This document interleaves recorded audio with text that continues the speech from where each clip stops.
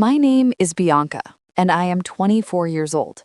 I have a twin sister, which sounds special when people hear it. Two babies, same birthday, same house, same parents. But what they don't see is that growing up as a twin doesn't always mean growing up equally. Our birthday week had always been complicated. Comparisons were unavoidable. Who was prettier, louder, more successful, more loved? Most years, I tried to convince myself it didn't matter, that I was imagining things, that my parents loved us the same, just in different ways. But this year, they stopped pretending. 3 days before our birthday, I heard my parents in the living room, excited voices overlapping as they argued about decorations, flower colors, music playlists, catering menus, the kind of details people obsess over when they're planning something important. I stood in the hallway listening, waiting to hear my name. It never came. When I finally asked, quietly, almost apologetically, what time I should get ready for the party, my mother didn't even look at me. She just said, casually, like she was reminding me to lock the door, "The party is for your sister. It would be better if you stayed home." Then she added the sentence that split something open inside me. "Nobody wants you there." I nodded like I understood, like it made sense. Then I went back to my room before they could see my face crack. That night, I lay on my bed staring at the ceiling, thinking about how strange it was that two people could be born on the same day and still belong to completely different worlds. My sister had always been the golden one, loud, charming, effortlessly loved, and I had learned how to be quiet, how to disappear without causing trouble. On the day of the party, the house transformed into something unrecognizable. Balloons filled the living room, music thumped through the walls. The smell of expensive food drifted under my door. I stayed in my room, scrolling through social media as photos appeared in real time. My sister laughing, hugging friends, posing with our parents under a banner with her name on it. No mention of me, no happy birthday for both of us, just her.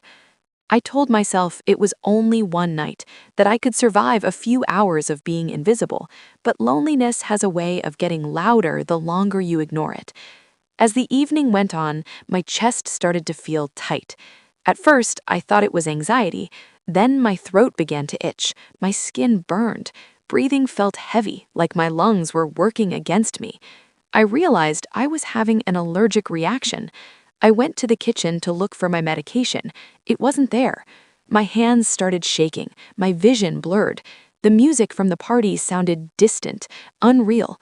And that's when the thought hit me, cold and terrifying. I was alone. My parents were busy celebrating my sister.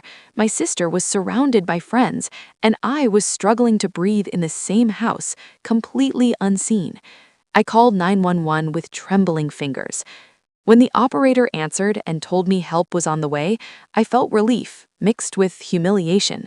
This wasn't how I imagined spending my birthday. Alone, scared, fighting for air while laughter echoed through the walls. The paramedics arrived quickly, calm, professional. One of them asked for my emergency contact. I laughed, a short, bitter sound. "I don't have one," I said. As they loaded me into the ambulance, I could still hear the party going on, like nothing had happened, like I didn't exist at all.